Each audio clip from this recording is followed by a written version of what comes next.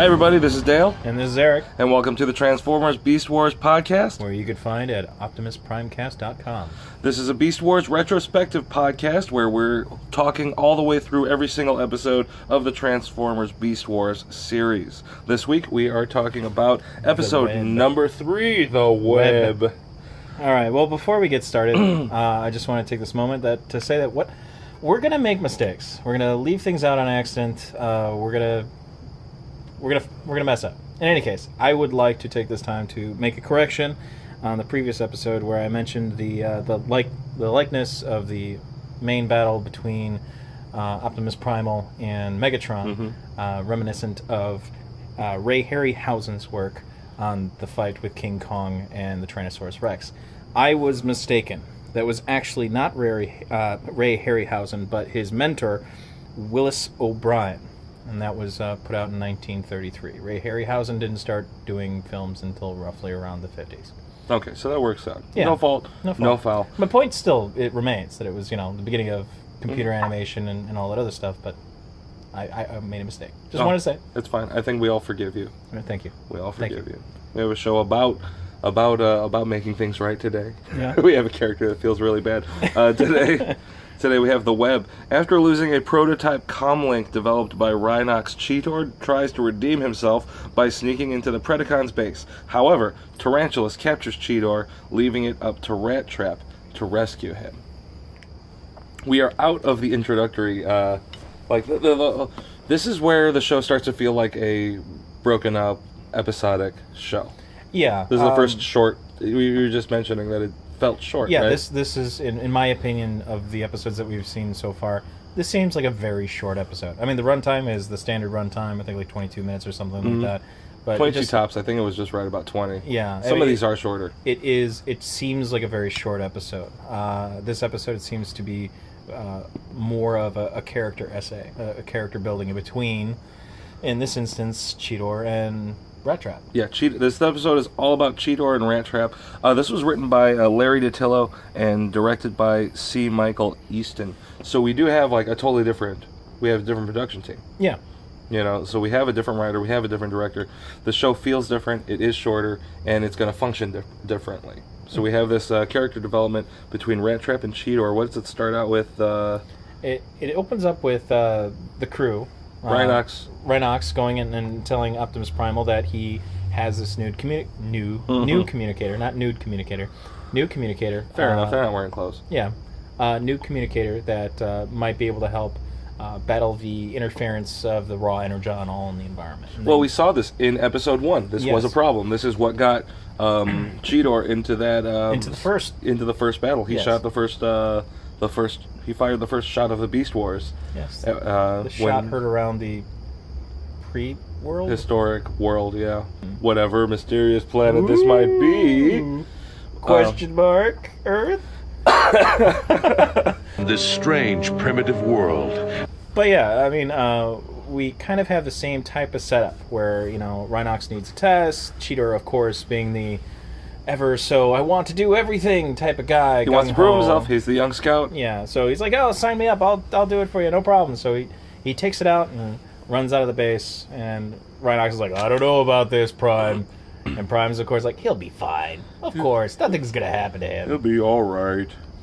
So, yeah. So, of course. He's not all right. He's not all right. He starts making his patrol. And he ends up hearing an explosion, which he goes to investigate. And we find out that Scorponok came across a wonderful find. Extra booty. Oh, yeah, what was it? Mega Cannon. The Mega Cannon that fell off of their ship on re-entry. Yeah, but since I'd seen the show already, I thought that it was one of the escape pods. And I thought that maybe he came across a protoform. They fight over those things all through the series. Because those are blank slates. But this is nice because Scorponok is so excited he gets to be Megatron's teacher's pet. Yeah. And we actually don't get a real appearance from Megatron in this whole episode. No, we do in a couple scenes after this, but we'll get to that in a minute. So, Scorponok is really excited about it. He's trying to get this out, and basically it's stuck. So, what does he do? He transforms, terrorizes, goes and shoots a missile, blows up the rubble so he could actually free it out, which makes Cheetor come and find out what's going on. Cheetor investigates. His gun is gross. His gun is totally gross. I never realized how disgusting his gun is. Yeah, Cheetor's. Dale could kind of tell you where does the gun come out of the toy? On the toy, it's his butt. His butt comes off, and then his tail folds back, and there's a gun there where his rectum would be. And the funny thing is that the gun actually looks like the inner workings looks like There's intestines. It looks it looks like guts. That was really freaking me out. Yeah. And you know what? And you were talking about in another scene, you're talking about Rat Trap eating some food. He's straight up eating an apple. Yeah. That has a worm in it. All right. And I think that there is more biological about these robots than we know. Okay. Well, getting back to that, if anybody's eating some food and there's intestines inside, you don't have to disguise your insides. And then the Rat Trap's head looks like a brain. Yeah, his head looks like an exposed brain. When he's in robot form. Mm-hmm. So anyway, Cheetor goes and he reports back into base, and of course Prime's like, "No, wait, come back!" And he's like, "All right, I'm gonna go out there. This guy's gonna totally mess it up." So much for the confidence that Prime had in him. Oh, he's gonna be fine. No. Well, Cheetor never really accepted his orders. Cheetor never accepted his orders. Primal says, if you see any Predacons, then you turn around and come right back. Okay. Don't get involved in anything.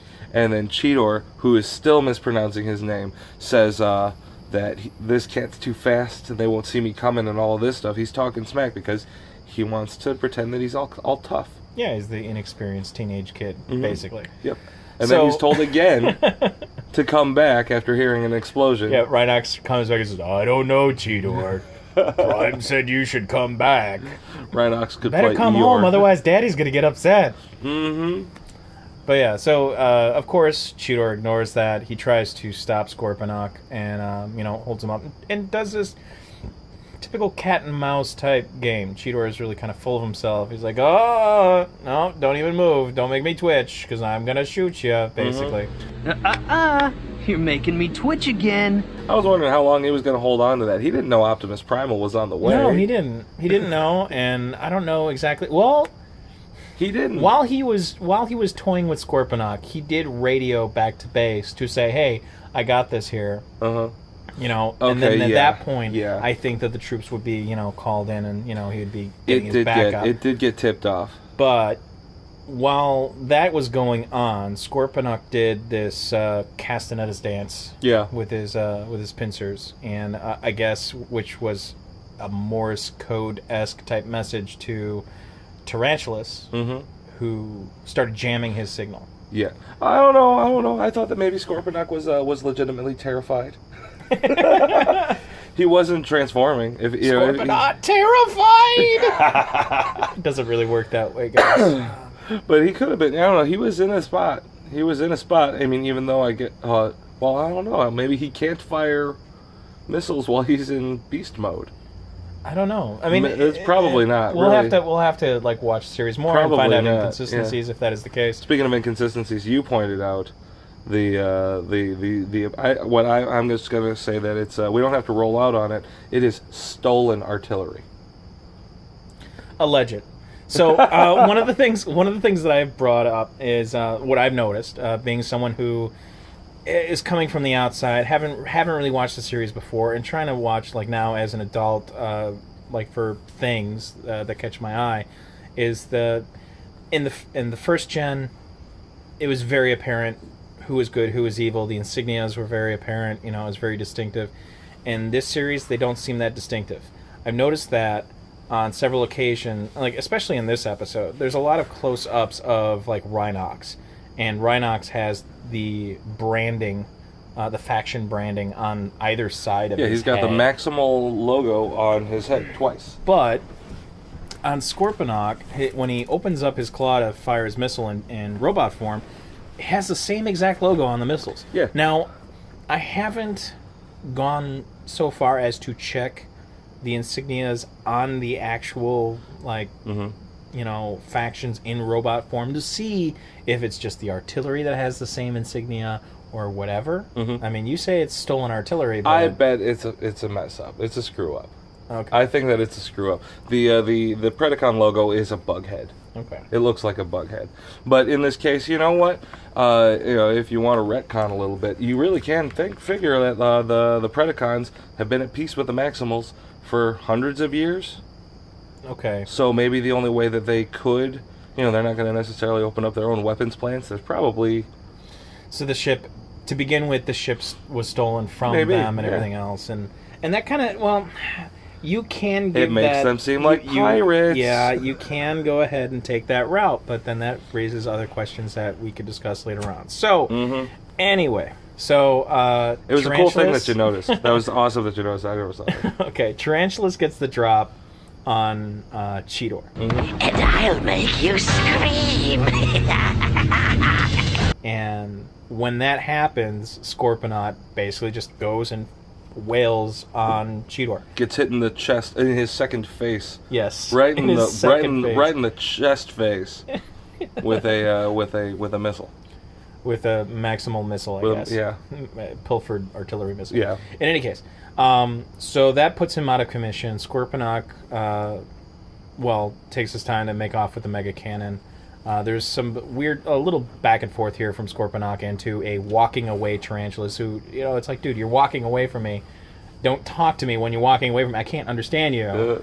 Like, he's so far away that by the time Tarantulas finishes his sentence, he can't hear Scorponok, call out to him. In any case, so they make away, they leave, and Prime left to go find him when he said he heard an explosion.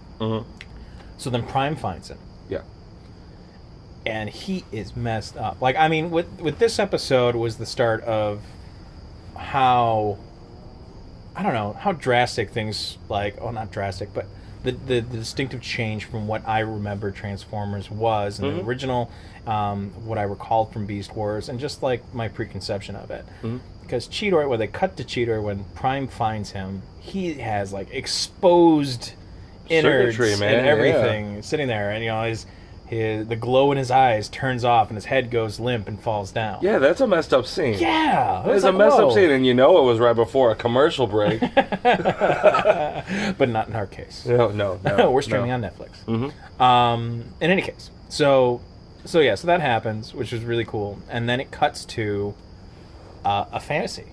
Yes. Basically. Yeah, fever dream. Fever dream. Cheetor has a fever dream, which is really cool for all you first gen, fans, or even people who haven't really watched Beast Wars or haven't really watched the original series at all. There's lots of little Easter eggs that tip the hat to the original series. Yep. And in this particular fever dream, it opens up, I believe, Cybertron. It's on. Yep. It's a fever dream on Cybertron. And the first shot of it is Starscream. Yep. You see Starscream's tail fin. Yeah, and it's just beautifully rendered, really great. Even considering the technological capabilities, we'll just leave it at that, of the series at the time, it's beautifully rendered. In any case, it goes through, Starscream wisps away through Cybertron. It cuts to a shot of Megatron, Pterosaur, and Waspinator, and being played with once again by the fearless, fearless Cheetor, fearless, omnipotent, and omnipresent. Oh, he's up vamping on the damn on a rooftop, just playing with his weird cat butt gun. Yeah, just picking him off and basically egging him on. He's in a laid back position, really just he's whatever. got his legs kicked up. He's feeling fine. He's not worried. And they're all firing on him, right? So they're all firing on him, and then he goes and he just okay, that's it. Playtime's over. So he flips his gun around, a little twirl or whatever, picks off the two on the side, Pterosaur and Waspinator, and then Megatron's I'm gonna get you. And then he shoots and he misses, and then then Cheetor goes and shoots a couple bunch and blows up behind Megatron. His head goes flying, smashes into a building. Oh yeah, super cartoony. Yeah, super cartoony. Complete with flesh on metal sound or flesh on window sliding down. His teeth fall out. Yeah. It's straight out of Warner Brothers, man. It is. It's probably one of the cheesiest, most But it is a fever dream, so you Yeah. gotta cut him some slack. Cheetor can fantasize whatever Cheetor wants. But then after that, it cuts to more of at first it's okay, all right, yeah, whatever. Yeah, he thinks he's hot stuff. But then it starts getting into more of the darker stuff. Like, all of a sudden, after that, he hears Tarantulas tarantulas sneaking up on him. Yeah, coming from the dark. Mm-hmm. And after that, and then his eyes pop out all Hanna-Barbera, Yeah. man. It's all Scooby-Doo. yeah, and So we're getting we're getting mad homage to the 80s cartoons right now. We got Yeah. Hanna-Barbera, we got the G1 Transformers, then you got the Scorponok yeah. comes out, terrorizes, shoots him again. Yeah, replay of the battle that just happened. Yeah. Yeah. And while this fever dream of conflict and what happened, there's a flash. Yeah. And this is like what really like, okay, well, what the heck is this doing here? Mm-hmm. Basically, you have a shot of Rat Trap, Yep. who comes up, like blade in hand, goes and takes like this swiping motion at Cheetor, and he just basically like wakes up like screaming because of all this stuff that's happening. Yep, I actually wrote down random rat trap. The thing was that I wasn't sure if I even saw it. Yeah. Yeah, because it goes by really fast because they start speeding up the cuts. Because what it is, it's a POV shot. It's a point of view shot of the missile that Scorponok fires coming towards Cheetor. That's like the end of the dream. So it's this point of view of that. So the camera's zooming in towards him, and you're seeing all these flashes. I think the web is even in there, like some shots from the entire. I didn't catch a web. There is stuff like and there's just shots and shots and shots, just so cut up to intensify the experience. Fantastic direction, gotta say. Okay, And then he I'll wakes give up you that. freaking out. Yeah, he wakes up freaking out. Mm-hmm. Now, the bit about Rat Trap I find really interesting because it kind of comes into play a little later. Yes, it does. So, Cheetor wakes up. Mm-hmm. Like, completely like, oh gosh, what's going on? Everyone in the court's like, oh, you had quite a scare there. We almost lost you. And he's like, oh, and he's feeling down on himself. Like, he gets some hard talk from Rat Trap. Oh yeah, Rat Trap isn't pleased with him. Well, Yeah. Rat Trap doesn't doesn't say anything nice to anybody ever. No. Rhinox is disappointed because that was the only and Cheetor tries to play it off like it's not a big deal because he's like, well, I proved that it worked. Yeah. But it was the only one that they had. Yeah, so they had nothing to kind of base off, like, the next-gen models or whatever. Yeah, they had to, so Rhinox has to start all over again. Optimus is totally disappointed. Primal is like, what was the last thing he says before he leaves the room? Because Cheetor wants to make it right. He's like, I'll sneak into the base. I'll go do this. I'll go do that. We'll figure out what's going on with that Mega Cannon and all this stuff. And Optimus just says, you've done enough. You're grounded. Yeah, totally grounding him. The next bit was what? Well, I wanted to add, like, in this type of back and forth here between all the Maximals, when Rat Trap was making a comment about Cheetor and what he was doing and everything, like, Cheetor's like, oh, yeah, well, it's better than being scared all the time of everything. Mm-hmm. And the thing that I find really interesting about this particular point, and another point, like, later on in the episode, is that Rat Trap is cynical as cynical and as horrible as a person can be. Like, there are times where he just completely comes into focus and puts like a spotlight on exactly what is going on. Mm-hmm. It's like the person who you kind of write off as like having any type of worth or input whatsoever, and then all of a sudden he comes out and he's like, yeah, you know what, I may be scared of everything, but you don't even have the sense to be scared. Yeah. It's like, dude, wow. Yeah. Yeah, well, that's the thing that the show does. Like, once in a while, there's like a moment of clarity where it's like, oh my god. You know what? He makes a sincerely valid point there, which is countered by Cheetor's response. I'll show you what I have the sense to do. I wrote down Cheetor is a dumbass. There's the whole story arc is summed up in these 4 lines that I wrote just all in a row. Cheetor is in trouble. Cheetor is a dumbass. Cheetor sucks. Cheetor on a web. That's where we're heading to. Yeah. Because Cheetor runs off, and after some prodding from Rhinox, because Rhinox is big and slow, Rat Trap's the only one that can go after him when he runs off. Rhinox tells him, it's like, man, keep an eye on him, because he's going to do something stupid. And he's like, I'll try. Can't promise anything. Yep.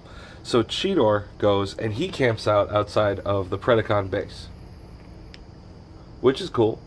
Yeah. He's got his position. He's waiting for the right time. They're moving that Mega Cannon into place, and then a rock behind him moves, and the awesome toy plastic grappling hook that I need one of. I don't have a Tarantulas, and I hope he has the grappling hook gun with a little windy thing that I can pull Cheetor off of a cliff into a pit with. I had such an issue with that scene. Like, yeah, grappling hook, okay, I get it. But, like, okay, Tarantulas is not really acting like a tarantula. It's more like a trapdoor spider. Yeah. Okay, all right, fine, I'll let that pass. I'll roll out on that. Yeah. But, like, the grappling hook that he throws on there, he basically throws it in front of his foot, slides it, it's on top of his foot, and Cheetor still doesn't know. And then all of a sudden, he's in. And then he pulls it, Yeah, I mean, there's no grapple there. Like, if he pulled it, it would have just slid right off of his foot. Yeah, I know. Yeah. But it looked very much like it would look if like you used the toy. Yeah. Yeah. That's what I love about the show. But yeah, so he gets the drop on Cheetor and takes him down takes him down into his underground lair. Mm-hmm. His underground lair is extremely important because the thing is, we don't only learn something about Cheetor and Rat Trap in this episode, but this is a slight insight into Tarantulas. Yes. Because if you notice, his secret lair is in an underground cave, not attached to the Predacon base, which is the ship. Nor is it directly underneath the Predacon base, as we will find out in the next episode. Yeah, it's across a chasm, man. Yeah. But so what's up with Tarantulas? I found it funny because when that happened and he was all strung up, I couldn't help but be reminded of and forgive me for saying this, guys, and if you haven't watched this movie, you should. And just kind of deal with it. But The Princess Bride. The Pit of Despair. So, Cheetor's strung up on a web, which is a device that Tarantulas is using to milk him of his fluids, basically. No, he's milking him of his energy. Oh, his energy. His energy. He's sucking all of his energy in to power his secret lair because Tarantulas is a treacherous... And, so Tarantulas is sucking out his energy, and then once the energy is gone, he will then feast on Cheetor's delicious life fluids. Yeah, this which he then says, you can call Tarantulas out on it, but Cheetor even says that he's not, he doesn't have any real blood. Dude, I don't have any real blood. You do know this, right? Fluid. Yeah. And the funny thing is that not Racnoss, wrong thing. Tarantulas goes, it's okay. I will. My filters will adjust or become accustomed to it. My filters will adjust to it. It's not the nourishment that I get out of it. It's the action. I know, but it's the activity. But if my filters will adjust to it, then that means prior to that moment, where he's feasting on other, robots. Dude, there's only 9 robots on this whole planet. He hasn't eaten one yet. They're all accounted for. Well, I know, but what is his filters adjusting to? Because that statement makes it seem like he was feasting on actual blood and flesh and fluids. So it's okay, it calls back. Rat Trap was eating an apple earlier. I know, it calls back into the physiology of intestine guns. Yeah, it was a messed up apple though. Did you see that? It wasn't green or red. Yeah, it was like a gray apple. It looked like it was the same color as his fur. Yeah, it was kind of gross. The skin of it was. And he ate it, core, worm and all. Yeah, he ate the core. There was a worm in it? There was a worm in it. So there you go. So they're eating biological things. Whether they are aware of it or not. But, yeah, so it was just okay, what exactly is the physiology of these Transformers? Roll out. Yes, sir. So... they're more animal than we think. That's pretty much it. Okay. Or they become more animal because of their beast forms. Have you been watching more episodes? No, I haven't. Okay. So I was just kind of saying that, but then I was going to counter it with, yeah, but Optimus Prime never really stayed at a truck stop and picked up lot stragglers. No, this is true. But that's drivers that do that. True. All right.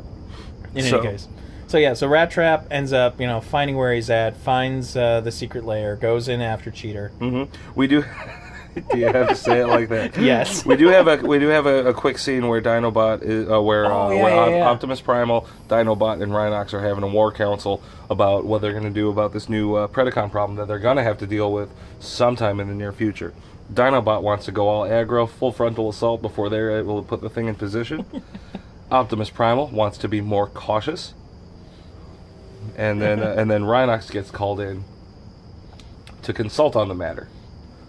The scene goes nowhere. No. Other than to eat up a couple of minutes and to give Racnoss a second to be coy about not knowing that two of the Two of the 5. Yeah, 2 of the 5. That's like 40%, Yeah. right? 40% of the maximal forces are unaccounted for and probably invading Predacon territory against the orders of their commanding officer. Yeah. And they're probably in trouble. The one thing that I do think, like, yeah, that scene goes nowhere, absolutely. But the only thing that I think that it adds to kind of the canon or the series, or up to this point, the 3 episodes that we've covered up to this point, is that it just kind of goes more into character development. Like I said, I mean, this is a very character-related episode. Yeah, we're seeing the characters do what they do, but it really does lay out the framework. They will, we're coming fresh off of episodes 1 and 2, where, it's still very fresh in the minds and a fresh wound, so to speak, of, Dinobot being thrown out of the Predacons, trying to take over the Maximals, and threatening to overthrow and take over control from Optimus Primal. And, it just kind of goes to show that this is still the mindset. Like, Dinobot says, attack right away. Still really kind of, not embracing the maximal Dinobot ideals has his, at that point. He has his mentality. Yeah, and, Optimus Primal, of course, like going, oh no, well, we're going to take it easy. We're going to do this. They're not going to have that set up. We got to think this through. We got to do this here. It mirrors the first interaction that Dinobot and Megatron had in the first episode, where Dinobot said the Maximals are weak, destroy them now, and Megatron would rather play with them.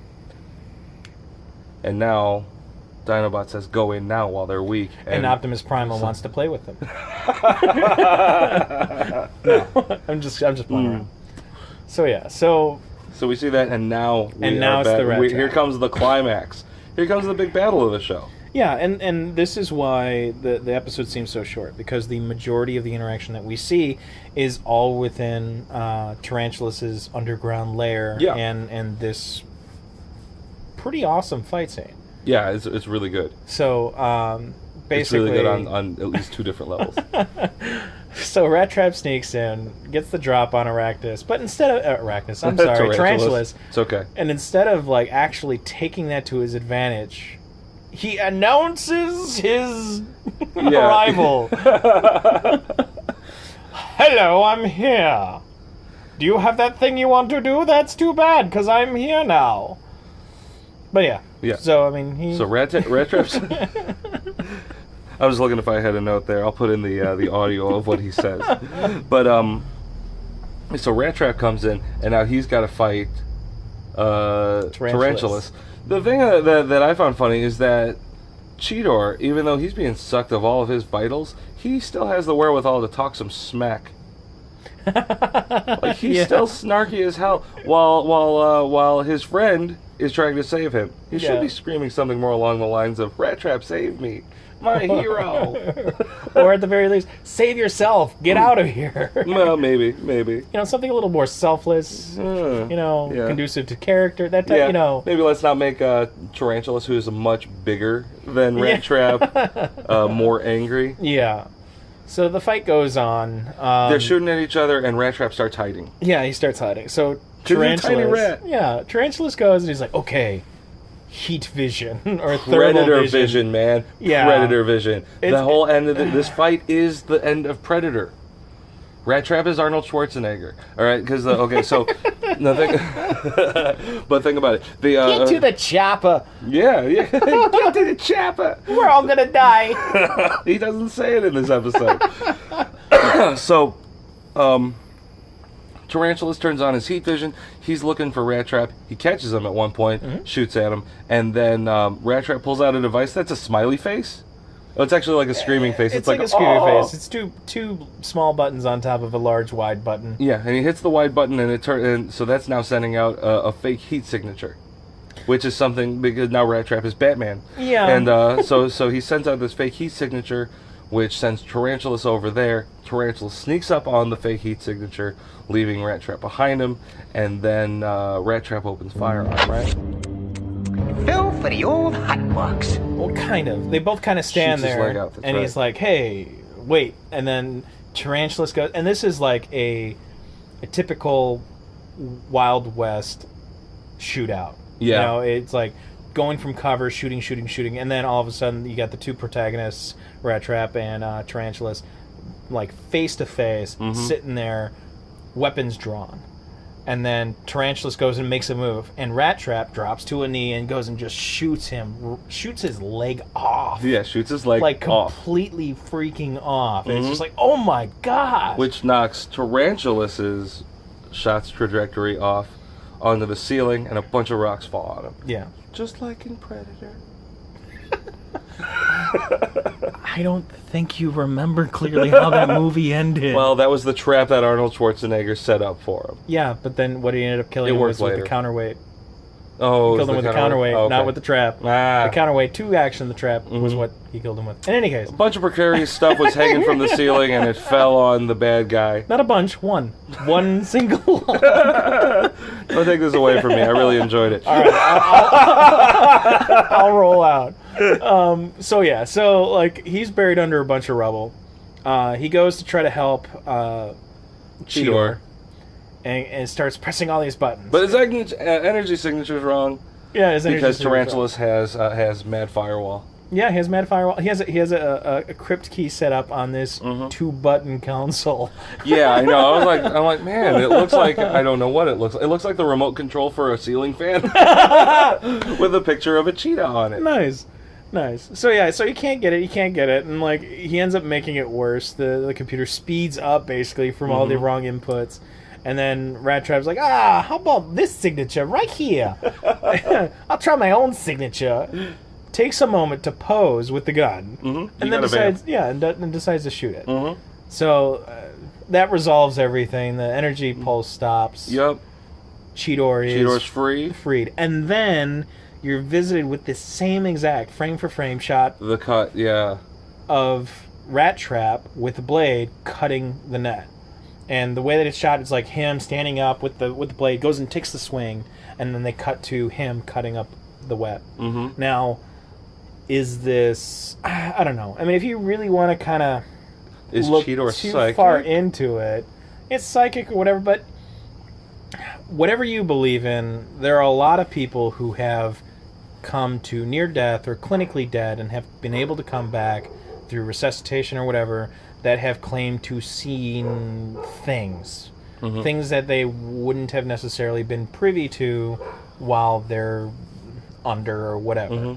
So it kind of makes you wonder, with Cheetor being extremely close to death, was he able to kind of foresee something like this happening? Or was that in his subconscious more just a manifestation of the conflict that he always has had with Rat Trap? Yeah, too heavy. I'll back it off. Jeez. Either that or they needed another shot to put in that dream montage. Maybe. Oh, whoa, dude. Yeah, sorry. It's all right. No, it's all right. It's all right. I never thought of it like that. Okay. So he cuts him down. He carries him in his arms, Rat Trap. He's like, "Come here, buddy. I got you, buddy. It's okay. Don't pass on me. Don't die." It's a buddy film. Yeah, it's a buddy film. So he starts walking away, and of course Tarantulas kind of unearths himself from some rubble. The new scare. Come on, you need that last scare. This is the moment where the Predator turns on that nuclear bomb that's on his wrist. Give my regards to the Inferno! Yeah, and then Tarantulas goes and fires a missile. That shot is awesome because you can see that his body is still all kinds of messed up for those Yeah. rocks. He has to turn his arm upside down so his claw can rest in the broken position so he can shoot his gun at Rat Trap and Cheetor. And explode the web so much that it shakes the ground everywhere, apparently. Yeah, everywhere. I want to know where Tarantulas gets his missiles from. Because Cheetor got one of Scorponok's to the chest. Go on. And this is a about that. broken electronic device. So it's not like the web. The web has been cut. Its power source is thrown off of a cliff. All right, I don't even think that it wasn't even sparking very much Continue on anymore. with the Arsenal stuff. We'll get more into the Okay, web thing, all right, right? So all right. Arsenal. What is your comparison? Your comparison of the Scorponok missiles, right? Mm-hmm. The one that blows up Cheetor's chest. Mm-hmm. And then the other one where he shoots Dinobot. But where's the damage from Dinobot? Yeah, well, Dinobot Autobot's tough as hell. Cheetor is fast and fragile. That's the thing. He's like the archer in Gauntlet. He has no he has no life bars. We covered this in the last episodes. In any case, Yeah, the flyers are fragile. The way that I see that happening is that even though, I mean, yes, the main mechanism... Are you about to say set phasers to stun? No, I'm not. Go on. The main mechanism for the web and the draining, device has been pushed over the cliff. However, there is still there has to be some type of residual power, residual stuff that is left over in the web. Now, what do all these transformers, these bots, kind of run off? They run off of energon, right? And energon, in its purest form, which is what they would be siphoning off, is highly unstable. So even the residual bits of energon that are left in the web material that was draining it off would probably have minute amounts of energon. Tie that into like an incendiary device, of an explosive. I could see it there. Happening. Yeah, explosion and the residual stuff. But they haven't harvested any of the raw energon, and it has to be converted before it ends up inside of them. I understand that, but the device was siphoning. Here, think back to another movie you need to see if you haven't seen it, Stargate. Okay, and this is a big spoiler, so if you haven't seen that movie, go watch that movie and then skip this part. 2 minutes at most. So the Pharaoh god goes and takes the nuclear weapon and then takes the regular like geological stones that they've been mining and surrounds it with the nuclear device. And he mentions that those stones, that gravel or whatever, is going to amplify the effect of this explosion tenfold. And it's just rock. That's just mineral, whatever it is. The MacGuffin, MacGuffin of the series, much like the hot box. What is that? Why was Rat Trap carrying that? Why was it in his arm? How is it the old hot box trick? In any case, so it explodes. They run off and they get back to base camp. Back to Maximal Base after Tarantulas is crushed again in a predator-like rock slide. But not completely, because he gets to poke his head up and say, I hate that rat. I hate that rat. But it's like, what build up other than that episode? I don't know. Have they met? Were they in the Senate together? Were they science buddies? I mean, the Maximals are all they scientists. They were roomies back in college. He's like, oh, God. Did he steal his girlfriend, Oh, man. He's trying to like get his moves on with his lady bot. Yep. And Rat Trap's like, hey guys, you want to go play a video game? I got my D&D set up here. Yeah, he would be like the worst roommate ever. He would be. But the best friend. Yeah. And that's what's going on. He's always complaining. They make their way back to Maximal Base. Optimus is none the wiser. Yeah. Just, Rat Trap makes Optimus feel bad for going so hard on Cheetor. Yeah, Cheetor and Optimus Primal, they go and they have a little like, hey man, I was wrong. No, it's okay. I was a little bit hard on you. And then everyone's like, okay, all right, let's start over. Great. Squashed. So you have this buddy moment, walking away, Rat Trap and Cheetor back to their barracks or their quarters, basically. Yeah, they're going somewhere. And then Cheetor's like, hey man, thanks for all that other stuff. And then we have Rat Trap acting like an actual, like what you would expect a really good friend to do. Like if they were like in physical, like if they were people, basically what I imagine this scene happening is this basically happens too. Like Rat Trap, while Cheetor is like saying, hey man, thanks, I can't believe what you did for me back there or whatever, Rat Trap takes him basically by the collar, throws him up against the wall and says, dude, you messed up, okay? I did this not only to save your butt, but to save my butt as well, okay? So clean up your act and start flying right.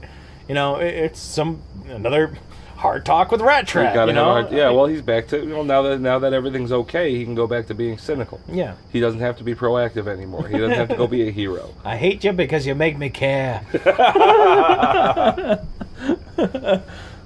But yeah, and then as Cheetor walks off into the distance, as credits roll, as Rat Trap walks away, as credits roll, Cheetor says, "And thanks for saving my life." Rock on, everybody! I've been Dale. I've been Eric, and this was the Transformers Beast Wars podcast, which you can find at OptimusPrimecast.com. High five.